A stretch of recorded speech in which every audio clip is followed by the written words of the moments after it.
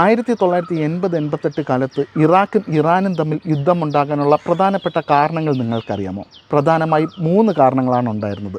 ഒന്നാമത്തേത് അതിർത്തി വിഷയമായിരുന്നു.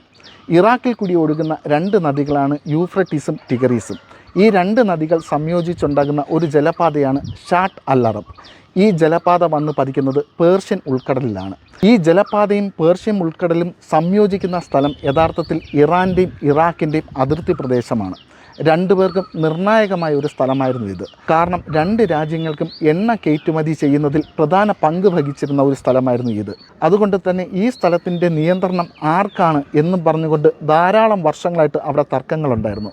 1937 ഒരു കരാർ പ്രകാരം ഇറാൻ്റെ കപ്പൽ അവിടെ കൂടെ പോയി കഴിഞ്ഞാൽ ഇറാഖിന് ടോൾ കൊടുക്കണം എന്നുള്ളൊരു വ്യവസ്ഥയുണ്ടായിരുന്നു. എന്നാൽ 1969 ഇറാൻ അതിൽ നിന്നും പിന്മാറുന്നത് കാണാൻ സാധിക്കും. കാരണം ആ ഏരിയയിൽ കൂടി ഏറ്റവും കൂടുതൽ കപ്പൽ കടത്തിവിടുന്നത് ഇറാനാണ്. അതുകൊണ്ട് ടോൾ കൊടുക്കേണ്ട ആവശ്യമില്ല എന്നായിരുന്നു അവരുടെ നിലപാട്.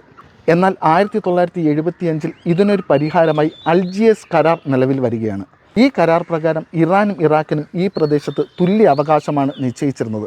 എന്നാൽ 1980 സെപ്റ്റംബർ 17 സദാം ഹുസൈൻ ഈ കരാറിൽ നിന്നും ഏകപക്ഷീയമായി പിന്മാറുന്നത് കാണാൻ സാധിക്കും. സെപ്റ്റംബർ 22 മുതലാണ് ഇറാനും ഇറാഖും തമ്മിലുള്ള യുദ്ധം തുടങ്ങുന്നത്. രണ്ടാമത്തെ പ്രധാനപ്പെട്ട കാര്യമായിരുന്നു 1979 ഇറാനിലുണ്ടായ ഇസ്ലാമിക് റവല്യൂഷൻ. ഈ ഇസ്ലാമിക് റവല്യൂഷൻ കാരണം അവിടെ അധികാരത്തിൽ വന്നത് ഖൊമേനിയായിരുന്നു. ഖൊമേനി അധികാരത്തിൽ വന്ന ഉടനെ തന്നെ അദ്ദേഹം ആദ്യം അഭിപ്രായപ്പെട്ടത് എല്ലാ മുസ്ലിം രാജ്യങ്ങളിലും ഇതുപോലത്തെ റവല്യൂഷൻ വരേണ്ടതുണ്ട്.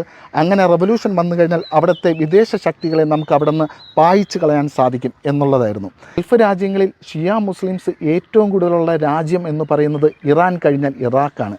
എന്നാൽ അവിടെ ഭരണത്തിലിരിക്കുന്നത് സുന്നി വിഭാഗത്തിൽപ്പെട്ട മുസ്ലിംസാണ്. സദാം ഹുസൈനും സുന്നി വിഭാഗത്തിൽപ്പെട്ട മുസ്ലിമായിരുന്നു. അദ്ദേഹത്തിനും ഒരു പേടിയുണ്ടായിരുന്നു.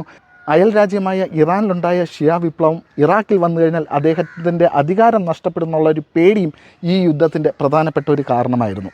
മൂന്നാമത്തെ പ്രധാനപ്പെട്ട കാര്യമെന്ന് പറയുന്നത് ഇറാൻ്റെ ഖുസൈസ്ഥാൻ എന്ന പ്രവിശ്യയായിരുന്നു. ഈ പ്രവിശ്യ എണ്ണ ശേഖരങ്ങൾ കൂടുതലുള്ള ഒരു പ്രവിശ്യയാണ്. ഇറാൻ്റെ കയ്യിൽ നിന്നും ഈ പ്രവിശ്യ ഇറാഖിന് സ്വന്തമാക്കാൻ കഴിഞ്ഞു കഴിഞ്ഞാൽ എണ്ണ കയറ്റുമതിയിൽ ഒരു നിർണായക ഘടകമാകാൻ ഇറാഖിന് കഴിയുമെന്ന് സദാം ഹുസൈൻ വിചാരിച്ചിരുന്നു. ഈ കാരണങ്ങളാണ് 1980-88 കാലത്ത് ഇറാനും ഇറാഖും തമ്മിൽ യുദ്ധമുണ്ടാകാനുള്ള പ്രധാനപ്പെട്ട കാരണങ്ങൾ.